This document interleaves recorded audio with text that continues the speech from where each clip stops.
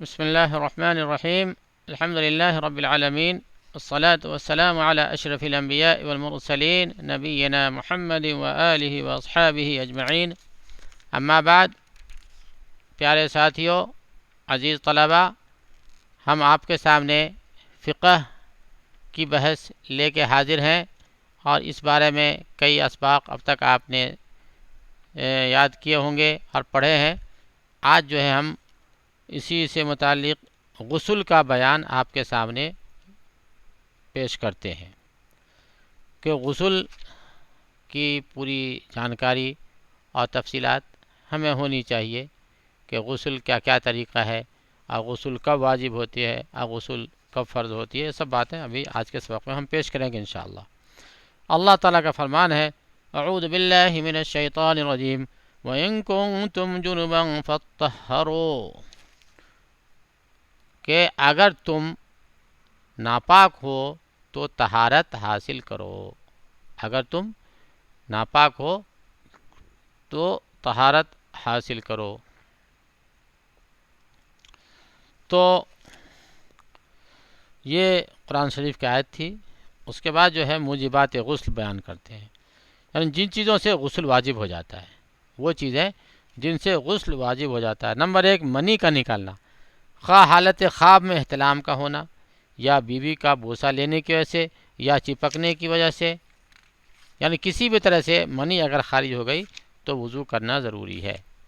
Number 2، جماع کی وجہ سے، یعنی ہم بستری کی وجہ سے، خواہ منی نکلے یا نہ نکلے۔ بیوی سے اگر مباشرت ہو گئی، خصوصی مباشرت، خاص دخول ہو گیا، اور اگرچہ منی نہیں نکلا تو بھی غسل واجب ہے۔ نمبر 3، انقطاع حیض سے، یعنی عورتوں کا جب حیض آنا بند ہو جائے تو ان کے اوپر جو ہے واجب ہو جاتا ہے، غسل واجب ہے۔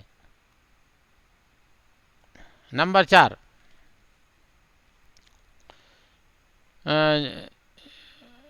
انقطاع نفاس سے، یعنی بچہ کی ولادت کے بعد جب عورت کا خون کا آنا بند ہو جائے، ولادت کے بعد جو خون شروع ہو جاتا ہے عورتوں کو، تو وہ جب بند ہو جائے تو غسل کرنا واجب ہے اور ضروری ہے۔ نمبر 5، جب کافر اسلام قبول کرے، کوئی شخص اسلام میں داخل ہو تو اس کے لیے غسل کرنا ضروری ہے۔ پہلے بھی میں نے غسل ہی کے بیان کہا ہوں، بتایا ہوں، ہو سکتا ہے غلطی سے زبان پہ وضو آ گیا ہو، تو یہ غسل کی بحث چل رہی ہے۔ نمبر 6، جب مسلم کا انتقال ہو جائے، جب کسی مسلم کا انتقال ہو جائے تو اس کے لیے بھی غسل ضروری ہے۔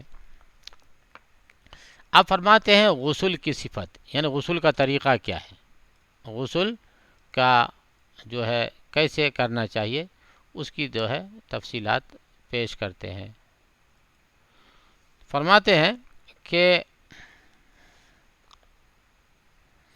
طہارت کی نیت کرنا۔ نمبر 1، طہارت کی نیت کرنا، یعنی دل میں سوچ لینا کہ میں پاکی حاصل کرنے کے لیے غسل کر رہا ہوں۔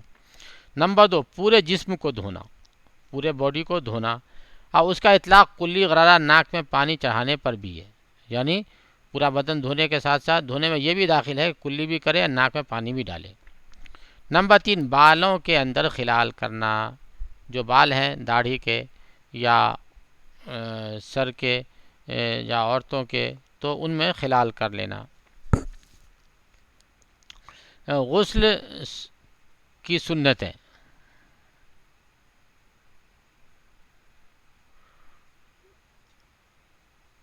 غسل میں جو کام کرنا سنت ہے، غسل کی سنت کا بیان آگے فرماتے ہیں۔ غسل کی سنت کا بیان اس طرح ہے، فرماتے ہیں کہ لفظ بسم اللہ کہنا، یعنی شروع میں بسم اللہ کہہ لینا۔ اس کے بعد نمبر 2، دونوں ہتھیلیوں کو 3 مرتبہ دھونا۔ نمبر 3، شرمگاہ کو بائیں ہاتھ سے دھونا اور ناپاکی کو دور کرنا۔ نمبر 4، وضو کرنا۔ نمبر 5، سر کے بال کو 3 مرتبہ دھونا۔ نمبر 6، پورے جسم کو دھونا، شروع میں پہلے داہنے حصے کو دھو لے، پھر بائیں حصے کو، پہلے دائیں طرف پانی ڈالے، اس کے بعد بائیں طرف پانی ڈالے۔ اس کے بعد فرماتے ہیں اعمال تجب فیہ الطہارہ، ایسے اعمال جن میں طہارت کا ہونا واجب ہے، یعنی جس میں ایک دم پاک ہونا ضروری ہی ہے، وہ چیزیں بتا رہے ہیں۔ یعنی کوئی چیز ایسی ہے جس میں آدمی بغیر وضو کا بھی کچھ کر لے، جیسے اللہ کا ذکر کرنا ہے، سبحان اللہ الحمدللہ پڑھنا ہے، تو اس کے لیے وضو ضروری نہیں ہے، لیکن کچھ چیزیں ایسی ہیں جن میں وضو ضروری ہے، تو اسی کو آپ بیان کر رہے ہیں۔ فرماتے ہیں کہ الحدث الاصغر، چھوٹا حدث پیشاب پخانہ وغیرہ سے طہارت حاصل کرنا۔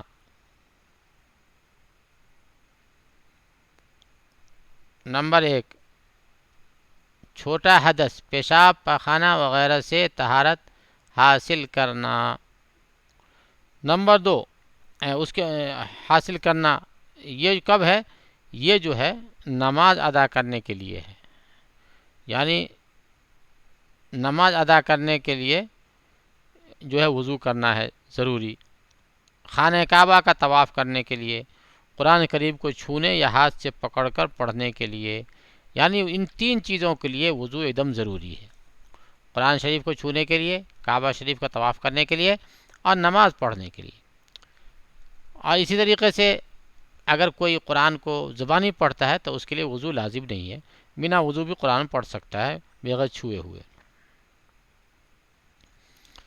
اس کے بعد الطہارۃ من الحدث الاکبر، بڑے حدث سے طہارت کرنا، بڑے حدث سے پاکی حاصل کرنا۔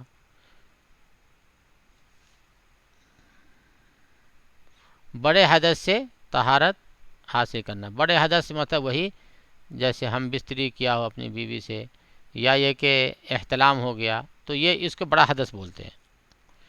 حدث اصغر سے جو کام کرنا حرام ہے وہ اس حالت میں بھی کرنا حرام ہے یہاں تک کہ طہارت حاصل کرے، جیسے کہ نماز، طواف، قرآن کا چھونا۔ پھر سنیے، حدث اصغر سے جو کام حرام ہے وہ اس حالت میں بھی کرنا حرام ہے یہاں تک کہ طہارت حاصل کر لے، جیسے کہ نماز، طواف، قرآن پڑھنا۔ یعنی حدث اکبر ہو گئی، کسی کو احتلام ہو گیا تو اب وہ نہ نماز پڑھے گا، نہ وہ طواف کر سکتا ہے، نہ قرآن کو چھو کر پڑھ سکتا ہے، بلکہ قرآن کو تو یوں بھی نہیں پڑھ سکتا۔ ایسا آدمی بغیر حدث اکبر سے طہارت کے قرآن کو زبانی بھی نہیں پڑھ سکتا ہے۔ قرآن پڑھنے کے لیے، مسجد بیٹھنے کے لیے، یعنی قرآن کو وہ پڑھ بھی نہیں سکتا اور مسجد میں بھی نہیں بیٹھ سکتا جب تک کہ وہ غسل نہ کر لے۔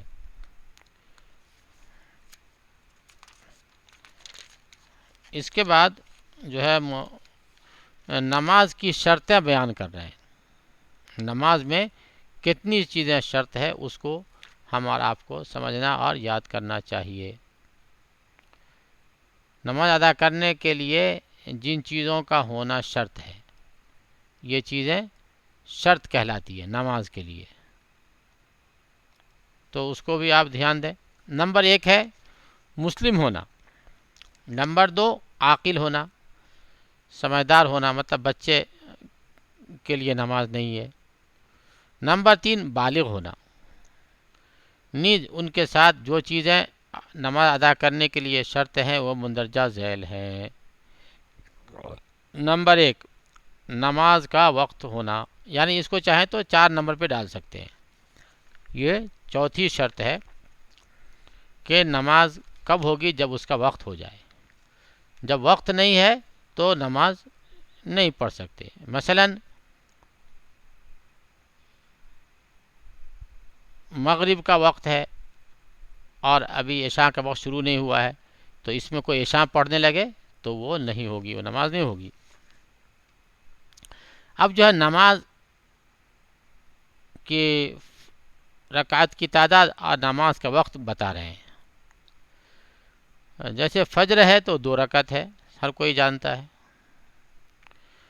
اور اس کا وقت جو ہے طلوع فجر سے لے کر اشراق سے پہلے تک ہے، یعنی صبح صادق سے لے کر کے جو ہے سورج نکلنے تک جو ہے اس کا وقت رہتا ہے۔ ظہر جو ہے 4 رکعت نماز فرض ہے، وہ کب سے؟ زوال کے بعد سے لے کر اس وقت تک کہ ہر چیز کا سایہ اس کے برابر ہو جائے، یعنی زوال جس وقت ہوتا ہے آسمان پہ سورج جو ہے سر کے اوپر آ کر جیسے ڈھلا اس کو زوال کہتے ہیں، جب تک سورج سر پر ہے اس وقت تک جو ہے ظہر کا وقت شروع نہیں ہوتا ہے، اس وقت ظہر نہیں پڑھ سکتے. جیسے زوال سورج تھوڑا سا ڈھلے تو اس کے بعد سے لے کر کے ہر چیز کا سایہ اس کے برابر ہو جائے، یعنی ایک مثل کے ہو جائے، ایک جیسا ایک دم سیم ٹو سیم ہو جائے، تو اس وقت تک جو ہے ظہر کا وقت رہتا ہے. اس کا عصر کا وقت عصر جو ہے 4 رکعت ہے، ہر کوئی جانتا ہے. فرماتے ہیں جب تک ہر چیز کا سایہ اس کے برابر ہو جائے، اور آخری وقت غروب آفتاب تک ہے. جب ہر چیز کا سایہ یعنی زوال کے بعد، زوال کے وقت جو ہے ایک سایہ تھا اور اس کے برابر سایہ جب ہو گیا تو ظہر کا ٹائم ختم ہوا، اب عصر کا وقت شروع ہو گیا. تو عصر کا وقت شروع ہو گیا، اس آخری وقت جو ہے سورج ڈوبنے تک رہتا ہے. مغرب 3 رکعت ہے، غروب آفتاب سے لے کر یہاں تک کہ شفق غائب ہو جائے. غروب آفتاب یعنی سورج کے ڈوبنے سے لے کر کے جو ایک لالی ہوتی ہے آسمان میں وہ غائب ہو جائے، ختم ہو جائے، تو مغرب کا وقت بھی ختم ہو جاتا ہے. اس سے پہلے تک مغرب کا وقت رہتا ہے. نمبر 4 عشاء 4 رکعت ہے، مغرب کے بعد سے لے کر کے آدھی رات تک، مغرب سے لے کر کے آدھی رات تک جو ہے افضل وقت ہے. اور جو ہے اگر کوئی اس وقت تک نہیں پڑھ سکا آدھی رات تک تو بھی اس کے لیے وقت ضرورت ہے. کب تک؟ صبح صادق تک، صبح ہونے تک جو ہے اس کے لیے وقت ہے. تو یہ ہو گئی نماز کا وقت کے داخل ہونے کی تفصیل میں سب بات آ گئی، جو کہ نماز کے چوتھی شرط میں تھی. یہ سب چوتھی شرط کی یہ تفصیلات تھی. اب 5ویں شرط جو ہے نماز کی وہ شرمگاہ کو چھپانا ہے. مردوں کے لیے ناف سے لے کر گھٹنا تک، عورتوں کے لیے پورا بدن. صرف نماز میں دونوں ہتھیلی اور چہرہ کھلا رکھیں. عورتوں کے لیے پورا، پھر سے سنیں، مردوں کے لیے ناف سے لے کر گھٹنا تک، عورتوں کے لیے پورا بدن، لیکن صرف نماز میں دونوں ہتھیلی اور چہرہ کھلا رکھیں، یعنی عورتیں. نمبر 3 طہارت کا ہونا، یعنی حدث اصغر سے طہارت حاصل ہونا، یعنی جن چیز سے وضو ٹوٹ جاتا ہے. اور نمبر اس کا حدث اکبر سے پاک صاف ہونا، طہارت حاصل کرنا. جو چیز غسل واجب کر دیتی ہے ان سے پاکی حاصل کرنا. اس کے بعد جو ہے ترتیب تو کچھ یوں تھی 4 5 6. اب یہ 7ویں ہے. 7ویں ہے کہ نجاست کا ازالہ کرنا، یعنی ناپاکی کو دور کرنا. ٹھیک ہے، نجاست کا ازالہ. یہ اس میں اگرچہ کتاب میں 4 ہے لیکن ترتیب میں یہ کتنا ہے؟ 1 2 3 4 5 6 7، یہ 7ویں نمبر پر ہے. اس کے بعد جسم کو نجاست سے پاک کرنا. نجاست میں کیا ہے کہ جسم کو پاک کرنا، کپڑا کو پاک کرنا اور جگہ کا پاک ہونا. ٹھیک ہے. اس کے بعد 8ویں چیز ہے قبلہ کا استقبال کرنا، قبلہ کی طرف جو ہے منہ کرنا. اور 9ویں ہے نیت کرنا. جو نماز ادا کی جائے اس کی نیت کرنا، یعنی دل میں سوچ لینا کہ اے اللہ میں فلاں نماز پڑھ رہا ہوں. تو یہ چیزیں تھی نماز کے لیے شرطیں. تو اس کو ہم ایک بار پھر سے گنتی کر لیتے ہیں اختصار کے ساتھ. نمبر 1 مسلم ہونا، نمبر 2 عاقل ہونا، نمبر 3 بالغ ہونا، نمبر 4 نماز کے وقت ہونا، نمبر 5 شرمگاہ کو چھپانا، نمبر 6 طہارت کا ہونا، نمبر 7 نجاست کا ازالہ کرنا، نجاست دور کرنا، نمبر 8 قبلہ کا استقبال کرنا، نمبر 9 نیت کرنا. یہ نماز کی شروط میں سے تھی جو کہ نماز سے پہلے ہوں گی. تو آج ہم اسی پہ اپنی گفتگو ختم کرتے ہیں.